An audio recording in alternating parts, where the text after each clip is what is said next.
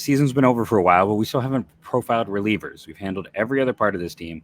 So we're going to do some old friend alerts, and then we're getting into maybe the biggest strength on the Cleveland Guardians, the bullpen, on today's Locked On Guardians. You are Locked On Guardians, your daily podcast on the Cleveland Guardians, part of the Locked On Podcast Network, your team every day.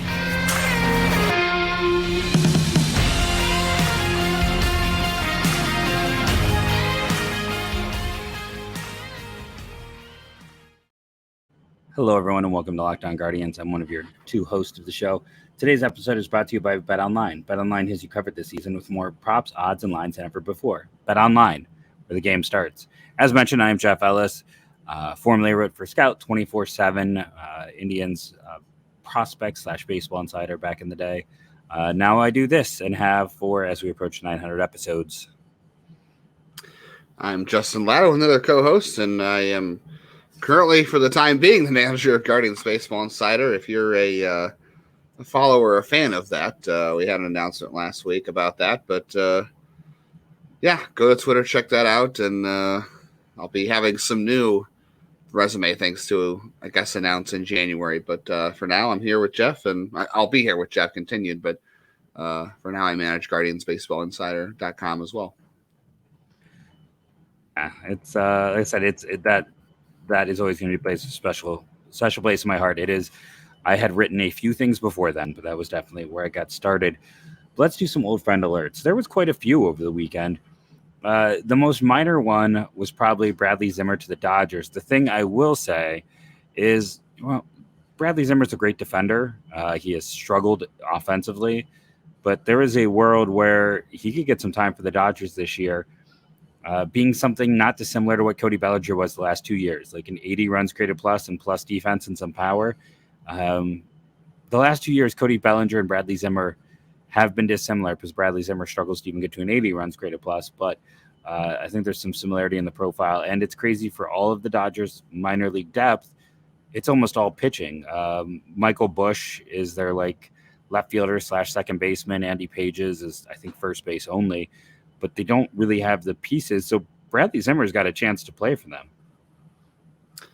Yeah. It's funny because I think Zimmer's best outcome when they drafted him was probably some of Bellinger's good years, right? That's what everybody was hoping Bradley Zimmer would be. I don't know what they'll do. I mean, if Andy Pages is up with them this year, he can play the outfield. He just doesn't have the range. He has a great arm. It's a weird system. I don't know. It's just very weird to see the Dodgers kind of bargain hunting. They have not made a big move this offseason besides what they brought back Clayton Kershaw. That was it, right? They haven't done anything else? Or, I'm sorry, they brought in a reliever. I forget who it is now. They brought in Syndergaard and JD Martinez.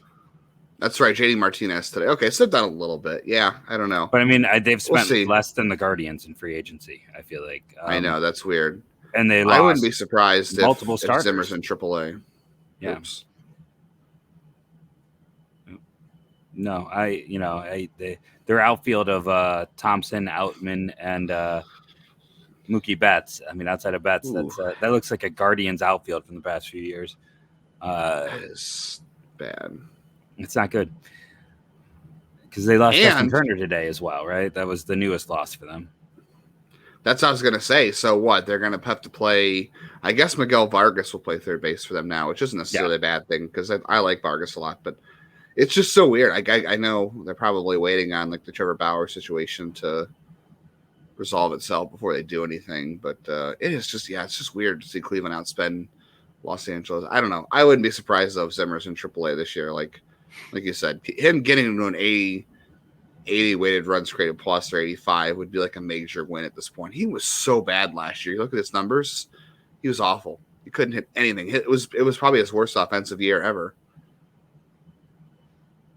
Yeah, really bad. No, I agree. And they, we'll see. Maybe they'll trade for someone like Michael Taylor if Kansas City is settling off, if they can find someone who at least provides 1+ skill. But yeah, Dodgers are in a weird place. Speaking of people who can't hit, Austin Hedges got $5 million for the Pirates, whose whole approach seems to be sign Cleveland's former catcher. here's the thing I will say is a year ago, Roberto Perez is made of tissue paper, and he lasted a month. But Perez had a much higher offensive ceiling. Hedges is I feel like Hedges and Perez are probably equal at this point in terms of defense, but I think they, want some veteran leadership as well.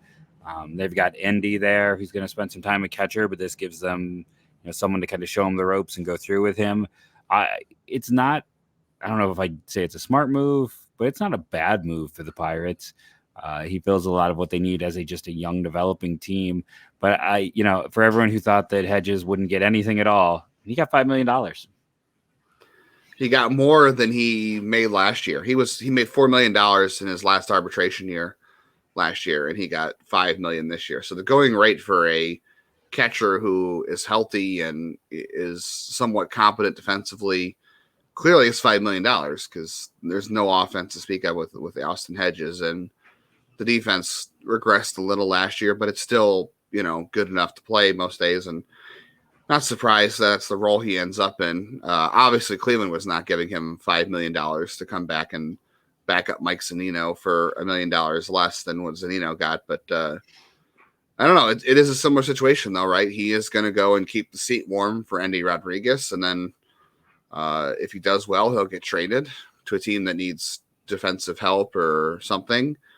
And if not, he'll just cede the position to Endy at some point. And I guess Henry Davis probably won't be up this year for them. I would guess not, but maybe. I don't know. I guess Pirates fans should hope that he is, because that means things are going well. But best case scenario, Hedges gets traded, and then worst case scenario, if he's as bad as he was last year, I don't know. Next year's looking at a minor league deal. Here's the real question, though: is Mike Zunino the Pirates catcher next season? Yes. I hope not, because if Mike Zunino is the Pirates catcher next season, that means he did not have a good season for the Guardians. So he's going to have a really good season, and then he's going to be the Pirates splurge as their core starts hitting the big leagues. That would be weird, because next year Endy Rodriguez should have that job for them full time. Same with Bo Naylor in Cleveland. So that would be weird. They're going to sign him to be the DH / backup. Oh, geez. Kind of his role for Cleveland. He's going to be. I think one day we should really make a list of how many ex-Cleveland players have wound up in Pittsburgh over the last 5 years, because you can go back to the Jordan Luplow trade and just go from there. Does Ben Gamble count? Yeah, he played 5 games in Cleveland, right? I think just about 5. Did he actually? Yeah, he was on the roster right before they let him go. He was on the opening day roster, so everybody for some reason always cares about the opening day roster. You get out of spring training and you see the opening day roster, and everyone makes a big deal out of it. And it's do we forget that by September the roster is going to be totally different? Look at last year: Bobby Bradley, Yu Chang, Bradley Zimmer, Oscar Mercado were all on the opening day roster last season. All of them are now with different organizations. Some of them aren't even in an organization, and the team went to the playoffs without them. But so Ben Gamble was here on opening day. That was that 2021? Was Ben Gamble on the roster? I think it was 2020, wasn't it? No, because that was the COVID year, and that was Domingo Santana was on that roster, and Delino Shields. I think it was 2021. Right. Yeah, because it was 2 years with the Pirates, right? Yeah, so I think you're right. 2021. 11 games, way back. You've got 17 plate appearances. If you really want to dig down, I mean, look. And he actually had an okay year a year ago. Not great, but as a backup, it's fine. He did. He was pretty awful for Cleveland, and then he got to. I mean, it was for a couple games, but he got to Pittsburgh. He was actually not bad. So, I think one show this offseason we're gonna have to dedicate all the time to all the ex-Cleveland players that made it to Pittsburgh. Because that could be a whole show. it honestly could be. And then quickly, last one, Michael Brantley returned to Houston. This one just amused me because, Houston chased Dalton Varsho again. I'm with what assets, unless you're trading a starter? But, Arizona doesn't need starters. They chased Sean Murphy again with what assets? And after chasing and having no luck chasing these guys that never really made much sense, they circle back around and sign Brantley to essentially be their DH and to hope that he can come back healthy. Did the Astros get better this offseason? Did they? I don't think they did. They lost. Yes, they brought. They replaced Gurriel with Jose Abreu, but they lost Verlander. Yeah, Gurriel and Mancini for Abreu is, they upgraded there. They got worse at catcher by losing Vasquez, and losing Verlander to me is huge. And not replacing Vasquez. Yeah, and they haven't replaced that. So the weakness at catcher and the weakness at the top of the rotation, replacing a Verlander is an impossibility. They have good depth, but I think they are weaker right now than they were when the season started. Yeah. Hot take. Who knows if Brantley will be healthy? I hope Brantley's healthy just for his sake, but I don't know. There were people out there who were. I feel like there wasn't a lot of interest in Brantley all along. There was not a lot of people who were connecting the dots to him to going anywhere. Jim Bowden randomly tried to throw out that Cleveland would be interested in him, and I'm like, we haven't heard that at all, and I don't even know what at bats he would take here. So that didn't make a whole lot of sense to me. Didn't make any sense to me either. Now is a perfect time, though, to make some sense. Take a quick ad break, talk about some of the fantastic people who help sponsor this show on today's Locked On Guardians. I want to come back and get into relievers.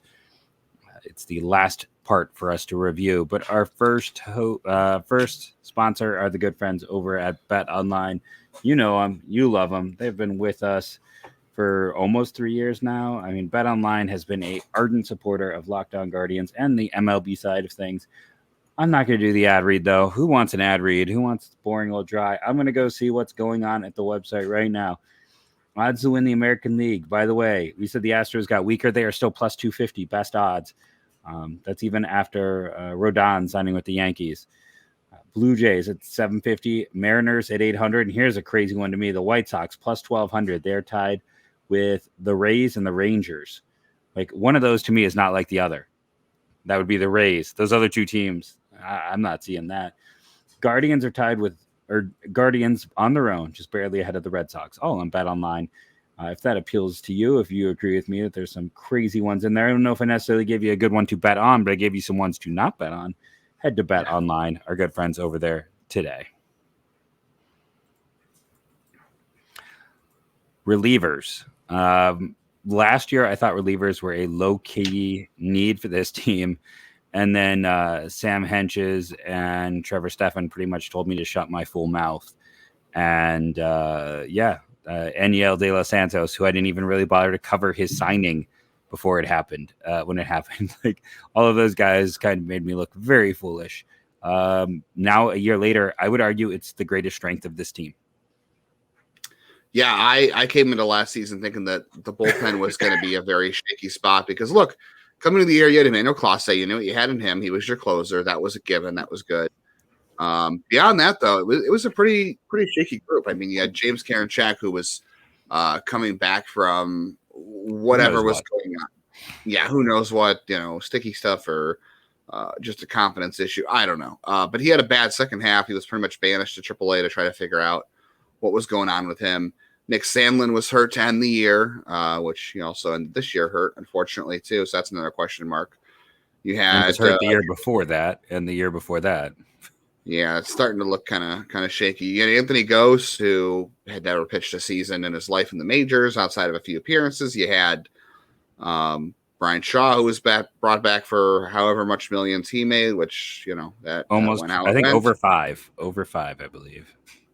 Yeah, so you just had this group that, like you said, De Los Santos didn't even start the year with them last year. I mean, you just had a group that nobody really knew they were gonna do it. Like, Emmanuel Clase was the only guy I think you really had any confidence in what he was going to do. And how are you going to get the ball to that guy if you don't have anybody in front that you really feel good about, right? But to credit to Cleveland and credit to the guys in the bullpen. They did a great job. And the only thing that, bullpens are so volatile year to year. You can get good performance out of guys one year and they may be terrible the next. It's just, things happen. So we'll see. But Eli Morgan was a very good reliever for them most of the year. He had some hiccups throughout the year.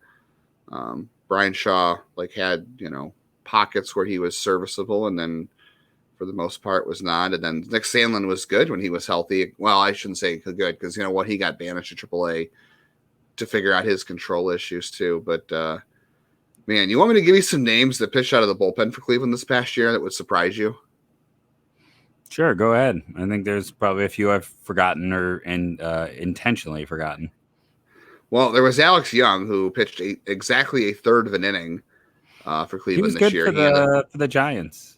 He was, surprisingly. He pitched at the end of 2021 for them, and I was like, wow, I never want to watch this guy pitch again. He was so bad to watch. Northeast Ohio kid. Yeah, he was born in Westlake. I don't think he spent a lot of time here. I think he went to high school somewhere else. I don't think he was just born here. But Ian Chabot pitched an inning and a third. He went on to be a good reliever for the Reds or the Dodgers at some point. Like he had a pretty solid year there. Did he? I thought he just bounced around.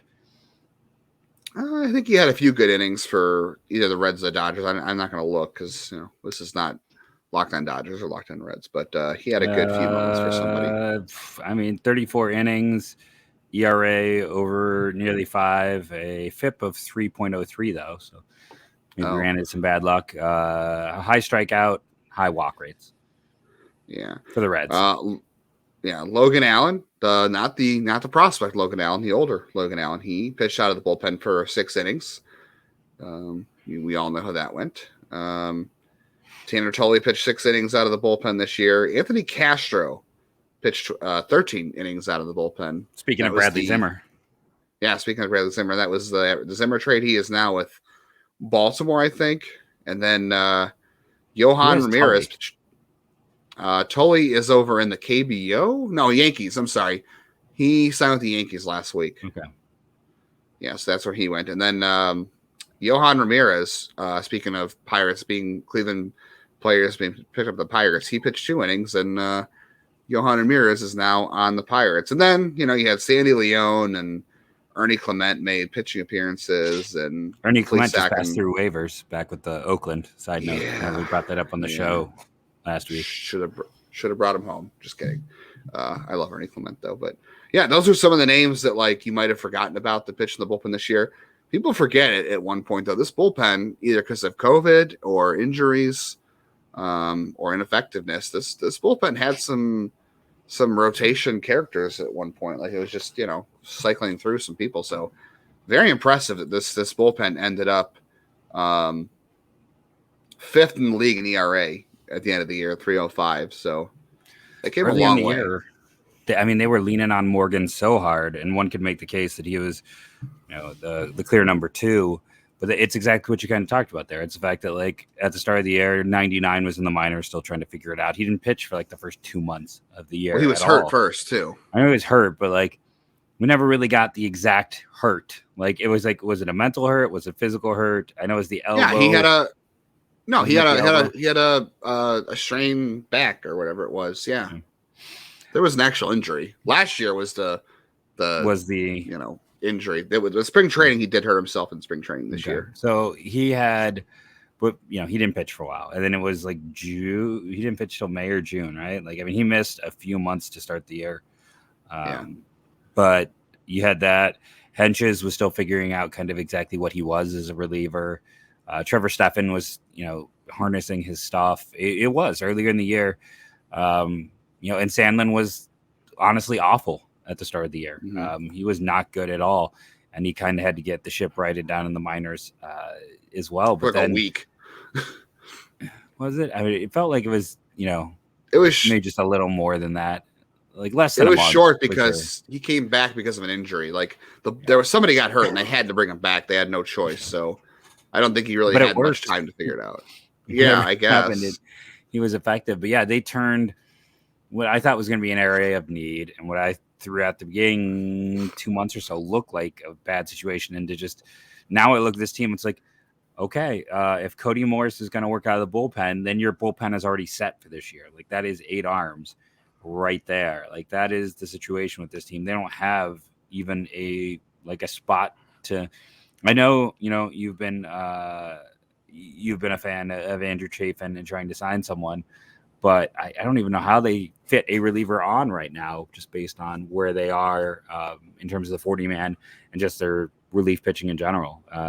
Still, if there's a deal to be made with someone like Toronto who could use relief depth, or Arizona, I'd still love to see something happen to maybe trade from that strength. Maybe if it is that Nick Sandlin's always beat up, that try to sell him at a peakish value right now where he looked really good in the second half.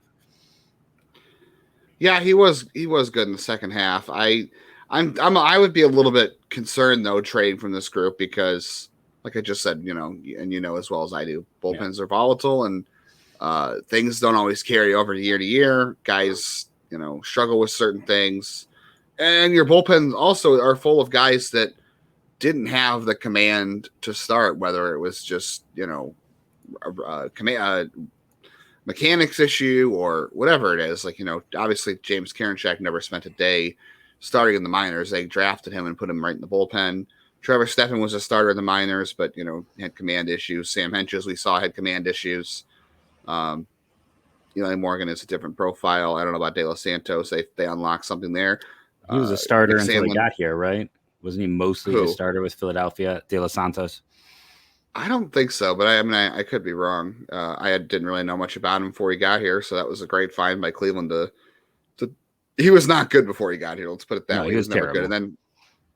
And then Nick Sandlin has had control issues too. So it's like any of these guys could come back next year who have had control issues in the past, and it could come back and hurt him in the bullpen, or whatever could happen. So I'm always a fan of trying to add to your bullpen because that's one area where I think it's a little easier to make it better.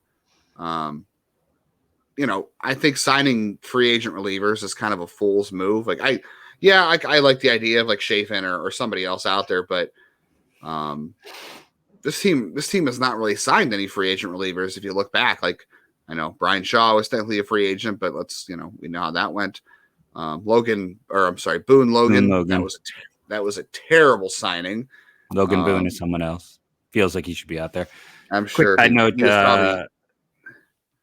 Aniel was a starter through 2019, so he was a starter until the COVID season. Right. So you've got 4 guys in your bullpen that were starters if you want to include Morgan. So that's how bullpens always end up being a makeup of, and there's extremes year to year. So I'm always a fan of trying to go out and find somebody to bolster your bullpen somehow because it's one of the easiest way. Like if it's a strength, if you can't add to your rotation, if you can't add to your lineup, what's the best thing you can do, right? Run prevention. If you can't go out and score more runs, go out and get better at run prevention. And I think bullpen is the one way to do that. I think we've seen a lot of teams, even at the deadline, who have good bullpens. They go out and add a reliever because, if you can't upgrade other areas of your roster that you really like to upgrade, go out and improve run prevention. I think just to go out and safeguard themselves from any regression. Because look, it's still a young bullpen. Clase is 24. Karinchak he's got experience, but he's 27. Yeah. Stephan's 27. That was only his second year in the league. Sam Hentges, 26. Sandlin, 25. These guys have like one full year in the bullpen. Same with Morgan. Morris has almost no major league innings outside of, 10 or 20 this year. So it's an inexperienced group still. They've done it for 1 year. I just think that maybe adding some certainty would be nice, right? 100%. I say we take a break here. I'm going to come back, but we'll maybe do a little bit of prospect talk in the post main show. I want to throw an idea, Justin, we didn't discuss before the show, which is some of our fans' favorite things when we just sit there. And I'm going to try to generate controversy in the next segment. So make sure you tune in for the fun controversy on today's Locked On Guardians. Okay, so my controversy here is I'm gonna do something weird. I'm gonna throw out a letter grade. Normally, I hate the idea of letter grades, but I'm gonna throw out a letter grade on every player, and you're gonna tell me if I am being, since I'm a teacher, and it's nearing the end of trimesters for some areas or semesters, you can tell me if I'm being a mean teacher or a fair teacher. So Emmanuel Clase on this past year, I would give him like an A+. I know we don't put A+ on report cards, but I think there's nothing to quibble with Clase. Is that a wrong assessment? No, I think you have to give him a 99 out of 100 at the very least. Yeah. Good old 99. Karinchak. 99. This is why. See, because, and again, for people who don't know about my pronunciation issue, it is a very common dyslexic issue where we get so in our own head that like everything lives in there at the same time. So I can hear like 5 different pronunciations in my head and I can't fight through them. So for 99, I give him an A-. And before the people come out and say I'm a hater, the only reason it's an A- is because we just didn't have the first few months. Like if he had been up all year, he'd be at almost an A+ as well. Like it's just because we didn't have him full year. So I put the A- because we missed the first 2 months.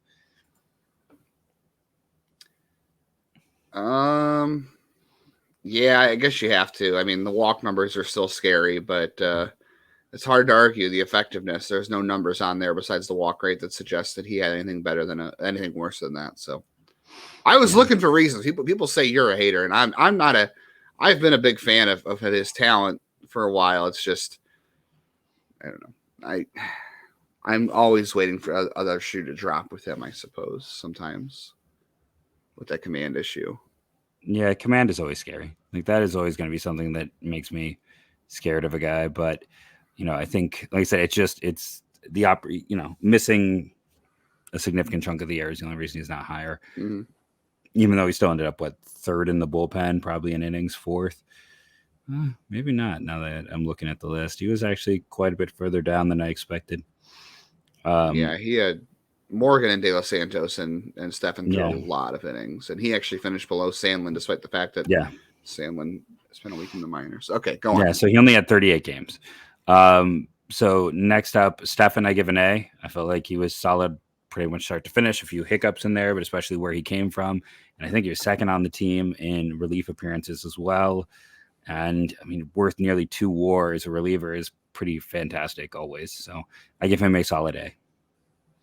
Yeah, I don't think you can do it. He saved that bullpen. Let's be honest. Trevor Stephan was Emmanuel Clase was an all-star, deservedly so. He was but I think Trevor Stephan did the heavy lifting this year. Without him, this bullpen could have been in mass disarray. His development this year was a major part of why this bullpen was a strength. So he got a well-deserved A. Hentges, I also give an A to. Stephan was 66 appearances. Clase was 77. Hentges was 57 appearances. Solid lefty, got better as the year went on, was there from the start, and just kept getting better. If I was doing first half, second half, it'd be like A+ in the second half, and the first half would have been a B. Maybe C+, B-. But over the course of the full year, I think he is an A to me as well. Gonna have to agree. Again, same with Hentges or Stephan. If Hentges doesn't have the second half that he does, who knows how this bullpen looks? I think he had the best ERA in the second half of any reliever. I believe below you were 1. Correct. Yeah, it was ridiculous. Brian Shaw. Oh, there's the cough. We're getting the bingo. Where's my cat to finish this? Brian Shaw, I'm giving a D-. I'm gonna give him a C just because he provided a lot of value. Look, he didn't get claimed on waivers. He took his demotion or his DFA like a class act because he is, but he wanted to stick around and help out as a player or as a coach, I guess, or whatever capacity it really was. I still think a lot of his value came off the field here or showed in other people. So I'm going to give him at least a C for his value provided to other players on the team.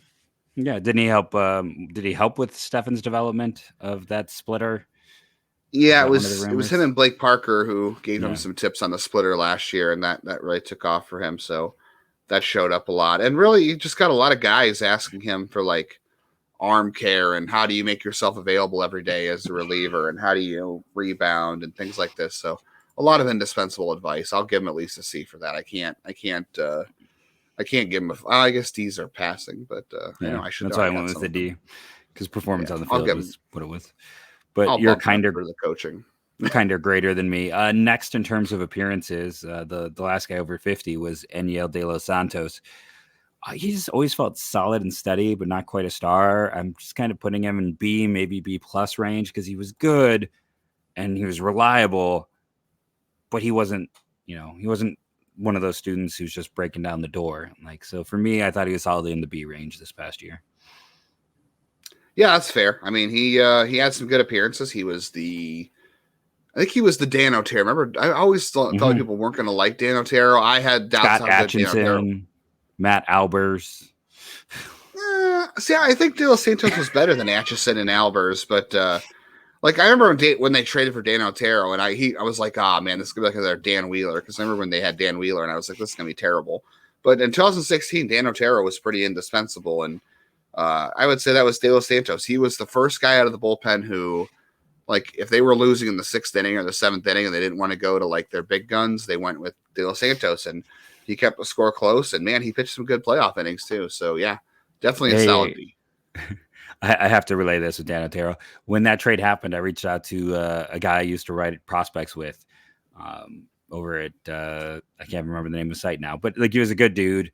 I think he stopped writing and became a cook, like a chef type. But I was like, so what's your prospect? What's your report on Otero? He goes somewhere between a quiet and a slick fart.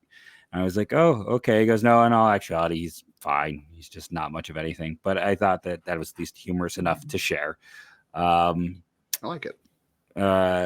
So let's see. We're running kind of out of time. Basically 2 more names to talk about, I think. Nick Sandlin, I'm giving him a B-.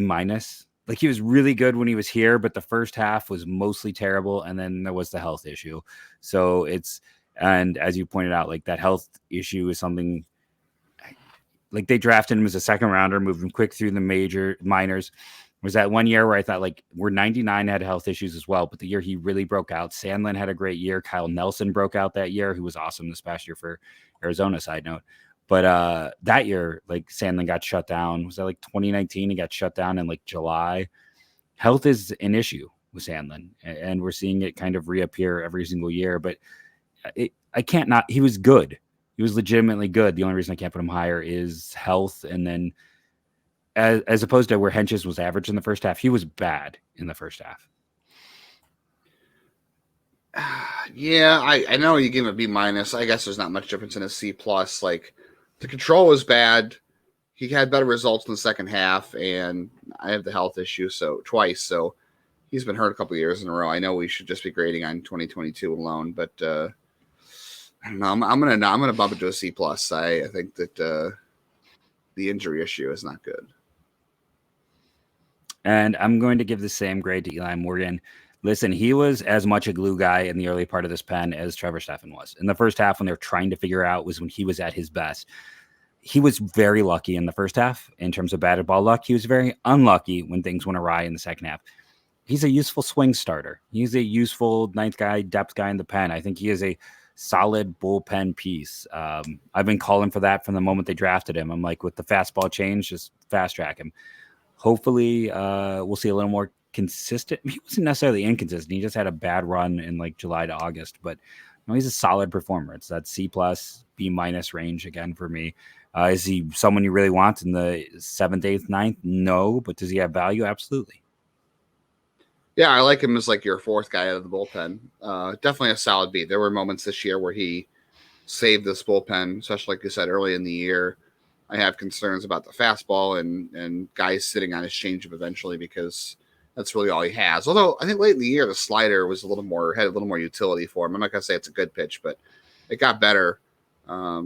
He did bump his fastball velocity up early in the year. I think he did some weight training or something, and he didn't sustain it. But I think he at least figured out that it's in there, and if he can figure out how to unlock it for the entire year, I like him to be just as consistent, maybe a little more consistent next year, like you said.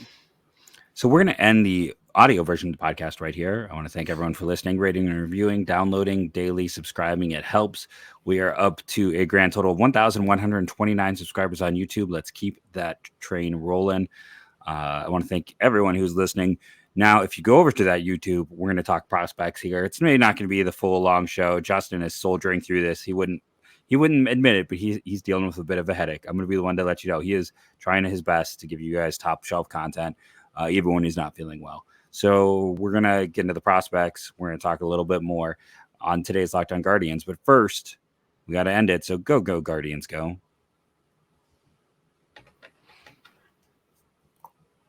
And now that we have that nice big pause that makes it easier to insert things later as needed, prospects. I don't know if they necessarily have a guy where you're like, this is a top 30 prospect who's a reliever, which honestly, you probably, I guess you kind of want those types. Like, 99, I would have put at the back end of my top 10 when he had that breakout year. Sandlin was a top 10 prospect. I mean, mostly because he's a second round pick. Let's be honest. Like those high round picks always get slotted in on a lot of national boards just by the nature of them. But, we talked to Tim Herrin. Is it safe to say, go back and listen to Thursday's show, Tim Herrin, number one relief prospect in the system right now? 100%. Yeah. Pure relief only. Yes, he is. Look, if you're on the 40, if a team puts you on the 40, you are a prospect of some sort, and he is the only pure reliever on the 40, I think, right? As far as minor leaguers are concerned. Yes.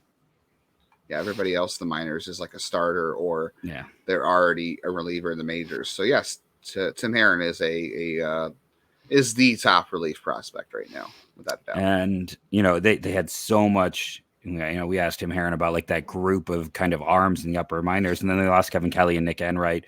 And no offense to either of those players, but I hope we don't get to talk about them because I believe both Enright and Kelly were day 3 picks. Those guys never got any money. They never got paid. They've been making less than minimum wage to chase their dreams. So I hope they stick in the big leagues and, make that league minimum. It's life-changing for those players. So as much as I think they could have helped Cleveland, I'm going to root for them to never pitch for Cleveland again. So,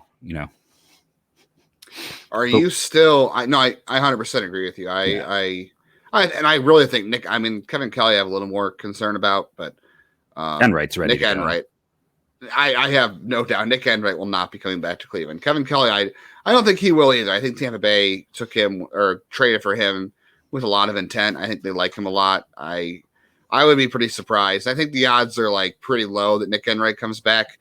I think the odds are a little better Kevin Kelly comes back, but I think the odds are still like low. Like, I think Tampa Bay will make him stick because they're stubborn and they're good at that sort of thing. So the question I have for you is this. So we talked about a couple other relievers that were Rule 5 eligible that didn't get taken.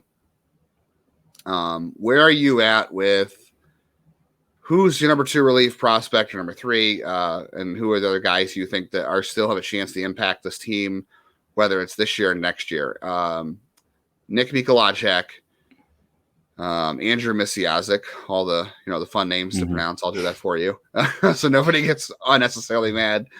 And then I'm even going to throw Kyle Marmon in there because I think you and I both think that Kyle Marmon is an interesting arm because other teams have considered him in the past, and he has made some lists. I'll start there. There's other names I want to talk about, but I'll start with those 3. It's, and if anyone saw me laughing when you said Marmon, that's not the reason as I was laughing is I literally have those 3 guys up here in tabs. I was like, the question I almost interrupted you. The reason I almost interrupted you there, which everyone loves when I interrupt, was to be like, really, there's a consensus top 4, isn't there? And then you did kind of the consensus top 4, which is, it's just more of like literally exactly what I was thinking. And, I'll be honest, I'm a little conflicted. Mikolajek, Nick M. A year ago, I thought for sure would be already on this roster. His stuff, he just wasn't as sharp and his stuff didn't look as good. And you go back to 2021 and he was one of the guys who was the talk of training camp amongst scouting circles. Like what he showed, you thought that maybe he would get to the big leagues in 21, let alone 22. And not only did he not get to the big leagues, no one even jumped on him in the Rule 5, which is kind of, if you told me that again back in 2021, I'd say you're insane. I wouldn't see any way for that to happen. Like if he rebounds, he's interesting. But maybe there's something more going on. So I think I lean Misiazik in the number 2 spot. All that guy has done is dominate. Like no hiccups, no problems. The walk rate did go up a little when he got up to AAA, but we talked about Tim Herrin struggled a little bit more with the adjustment.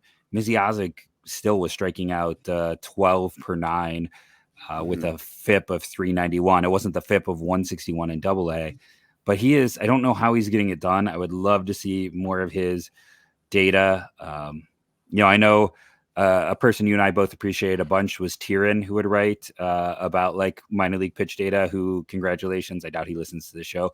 I don't think he was a Guardians fan. Though he followed us both. I think he liked us as writers, not so much this, but he got hired by an MLB team. So, that was pretty awesome to see and not surprising with as good as he is. But I think like when he ranked like Guardians pitchers Misiasic was very high on that list of like stuff rate data. So I kind of lean towards Misiasic 3, Mikolajczak 4. And then I know people look at Kyle Marmon and be like, there's a tendency to look at the ERA and see that it wasn't that high, that it was high, I should say. That wasn't, the ideal. And he doesn't have a ton of innings. But, the reports on stuff and what he actually has, it's like he's still trying to kind of figure out how to harness it all. And they put him in AAA for a reason, specifically so they wouldn't lose him in the minor league section of the draft. He is a guy that his name was popping up late in the process of the Rule 5 as someone who could get taken again because of just ability.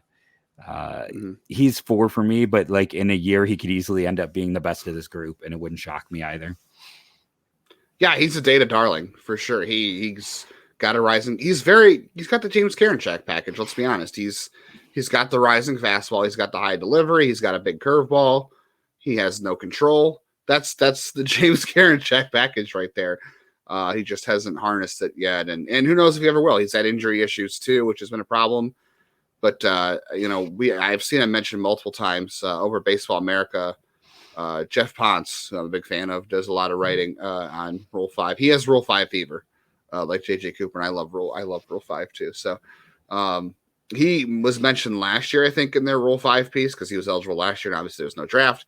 He was, I think, mentioned again too. Like teams who like data and who think they can help these pitchers out.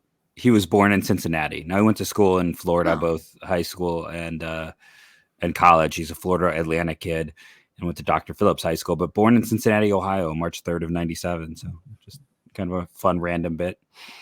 Yeah. And to be honest with you too, I'm with you. So what we agree? Herrin, you have Misiasic 2. Yeah.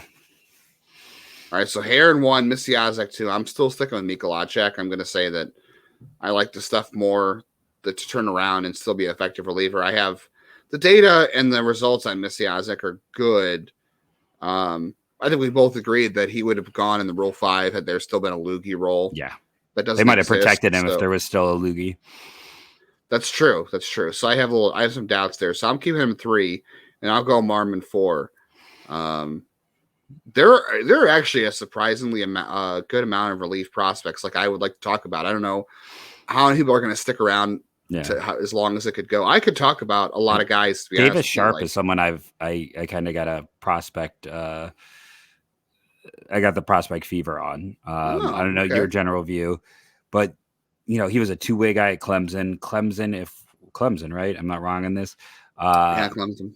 Clemson's actually not been very good for pitcher development. They've had a lot of names, but like how many of those guys recently have really stepped up and like was Clark Schmidt, South Carolina? I can't remember. One Schmidt was Carolina, the other was, and it's like, and he's been fine, but for a first round pick, I think, especially with the hype of a Yankees first round pick, he hasn't quite lived up to it. And Clemson's had some big name, Mac Anglin, right? The Ohio kid who went there, and they've had a few guys go there and they just haven't done as much. So I don't feel like it's the best developmental playground, and Sharp has been sharp for lack of a better definer.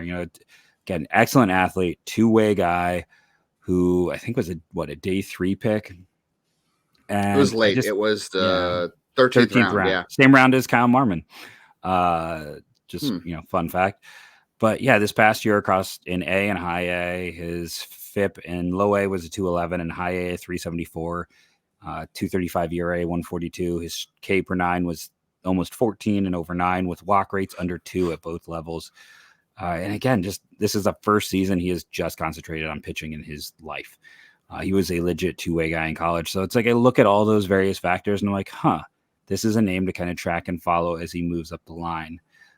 You seemed a little surprised by that name from me. Is not expecting me to jump on Sharp there? No, I like Sharp a lot. I saw plenty of him in Lake County. Had some home run issues. Just some other weird stuff that happened this season for him. I'll be curious who he does against higher level competition, but you're absolutely right. You brought up a good point about development in college. Let's be honest. Cleveland does not care about who is or isn't good at developing pitchers in college. They will look at guys and be like, okay, clearly they didn't develop this guy well, but we think there's more in there. Like look at Mason Leftwich and even Franco Alamon, who all came out of Florida. Zach clearly are Plesac like, at the okay, major league level. Yeah. They're like, all right, clearly we don't care how bad you are at developing pitching. We will gladly take your pitchers you did not develop well that we see more in, and we will get them there, because that is like them finding just like what did you compare it to? It was like you compare, I don't know, you had a good analogy for it. I just said they're absolutely like mercenary about it. It's almost like they're stockbrokers to a degree or something. Like they see an undervalued asset, they're going to add it to their portfolio and be ruthless and keep going after the same places that keep undervaluing their assets or not developing them properly. And they're like hedge fund takeover types. They're like the people who ruin Toys R Us for all of us. I don't want to get political for a moment.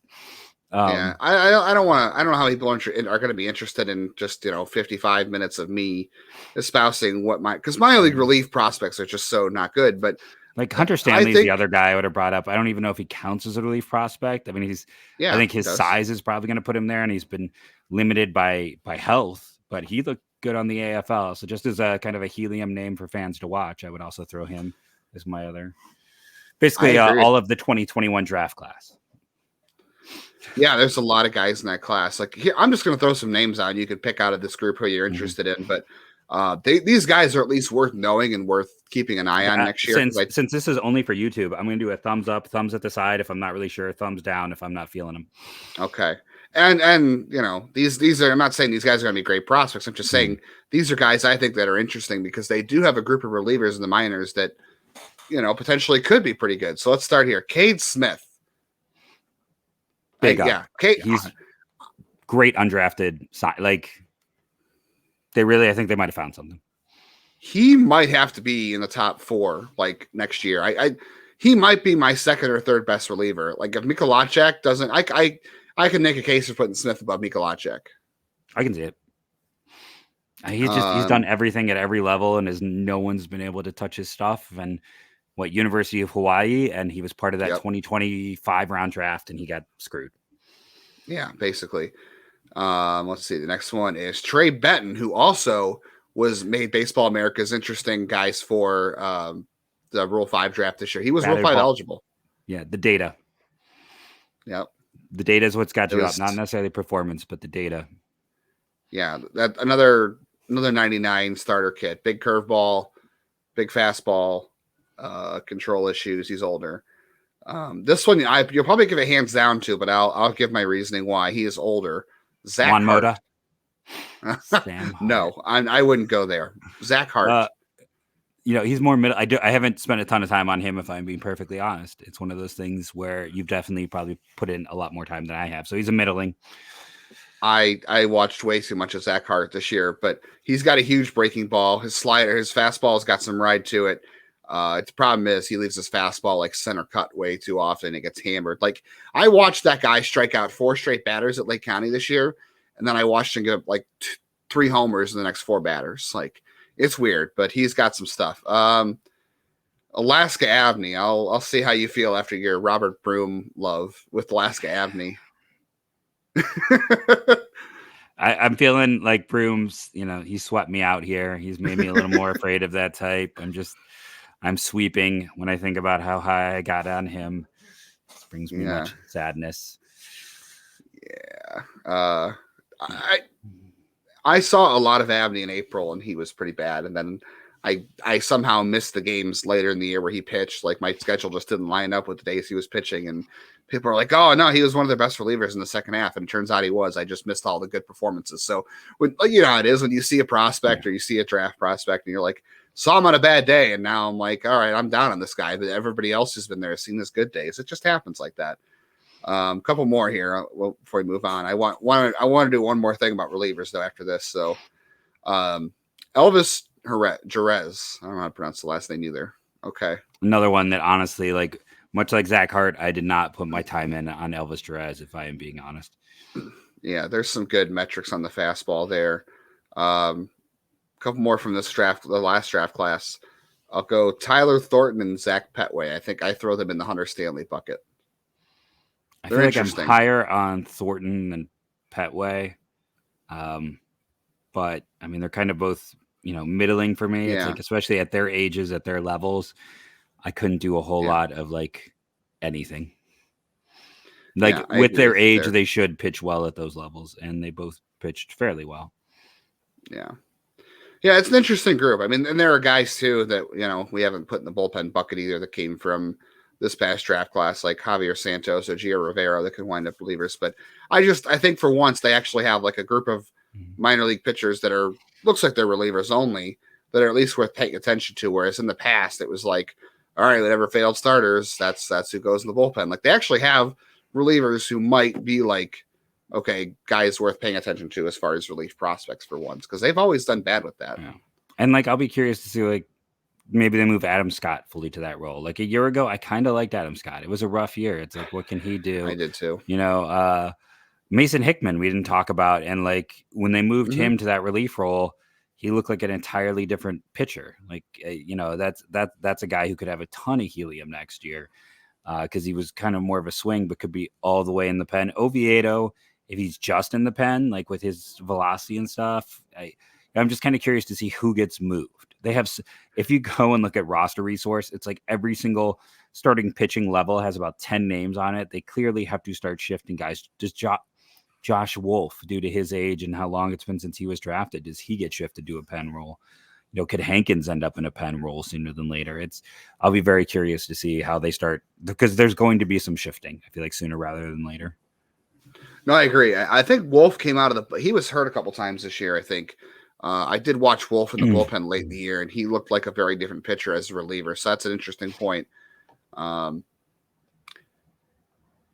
Let's do this real quick. I want to ask you, I know we've already gone pretty long, but we're talking about relievers. So this is everyone's favorite subject, but who do you like in terms, I know you mentioned Hankins and you mentioned Hickman, maybe Adam Scott, and I know he was a reliever late in the year, but who are your favorite arms that are starters now that you think will wind up as relievers, but might wind up good relievers? Because I think you already know one of mine. When we had Lindsay on, I gave mine. Yes. So not counting the guys who are already kind of doing that.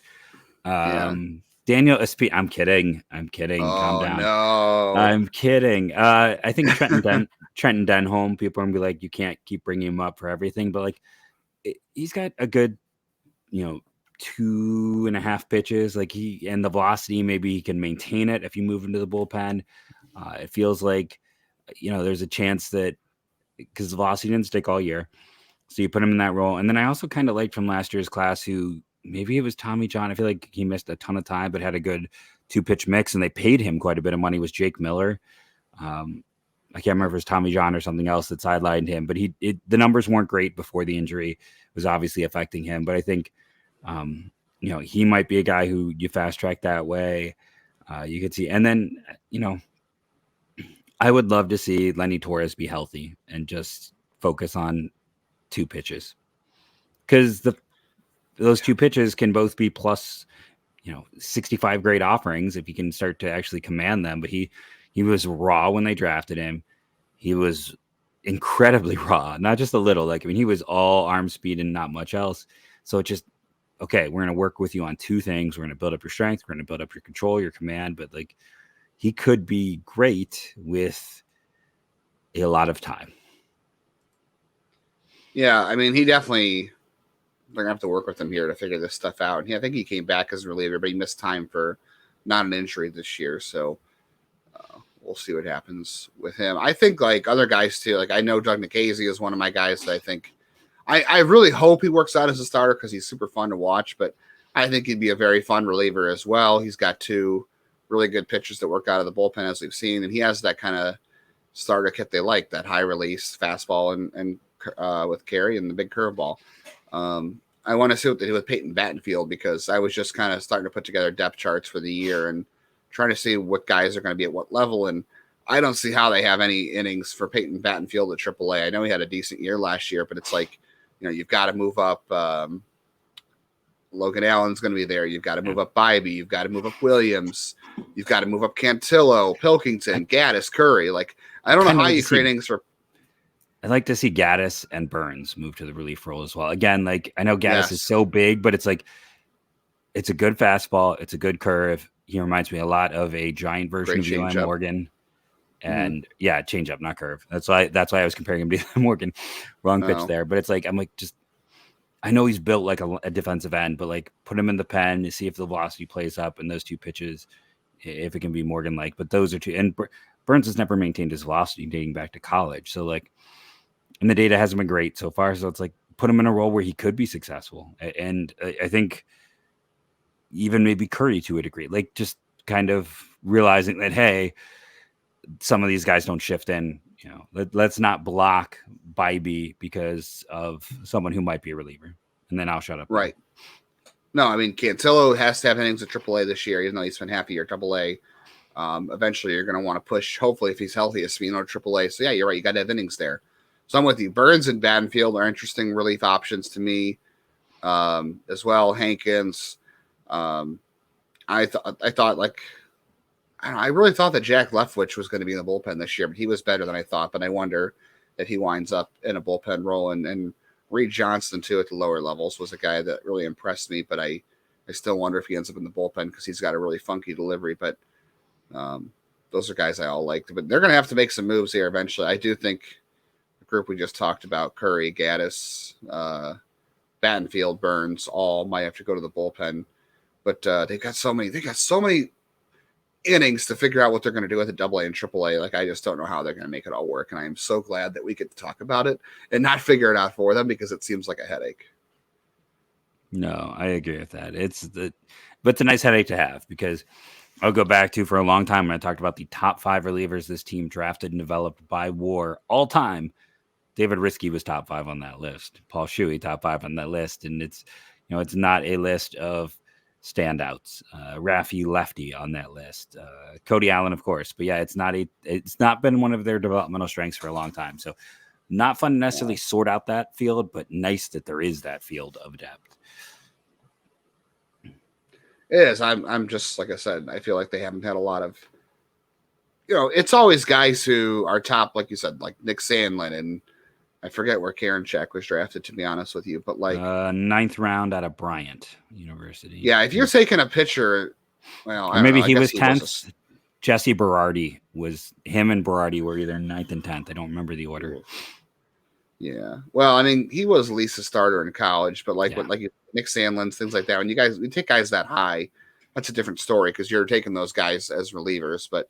And we just talked about the top half, talking about relievers, that most of the guys end up in the bullpen are failed starters because they have more talent usually, and they have more, maybe more pitches to go with, and they might have 1 or 2 plus pitches already. And the reason they didn't stick in the starting roles because they didn't have a third pitch. But they seem to have drafted some guys who are, relief maybe only. But like I said, at least they're worth paying attention to. 100%. Did you have one more thing, or is it that kind of your one more thing? That was kind of it. I mean, I could get nerdier then on relievers, but yeah. Yeah. I think going an hour on relievers is kind of, let us know if that is what you wanted and or expected. Was that much on relievers? Did you not, they're often referred to for, short inning, short work. This was not a short coverage of that role, but it's a fun time to be a fan of relief pitchers because maybe the greatest relief pitcher in Cleveland Guardians history is is the closer right now. And we're getting to see the beginning of his career here. And like, there's a chance Clase is going to rewrite the record books, and it's maybe not as sexy as the other positions, but I think it's, if you say who are the 5 best players on this team, he is one of the 5 best players on this team. And he affected 77 games. That's more than a starter does. I'm not saying that he's more valuable than a starter, but I'm saying he has a lot of effect, even if it is in a limited role. And look, you're not making the playoffs without a good bullpen. That's just a fact. So it's important. 100%. I want to thank everyone again who is rating, reviewing, listening. It's crazy that we are monetized. I still can't believe it. When I popped in today and I saw, wow, people are watching these videos still, even though that the baseball season's been done for months. We love you and appreciate you for helping out. A random thing. I only had one person mention the Christmas movie they don't like. Hey, let's get in on the SEO right now. Let's talk about it. What is your number 1 Star Wars movie? What is your bottom Star Wars movie? Let's hop into Friday's discussion that had the internet going. Like all things, I'm a few days behind. Thank you again for listening, doing all you do, and Tomorrow's show, we're talking with Sully, and Wednesday's show, we're talking with Dan Zaborski. Zips drops on Monday, so you can check that out for a preview before we talk to Dan. And let's end it now. Go Guardians, go.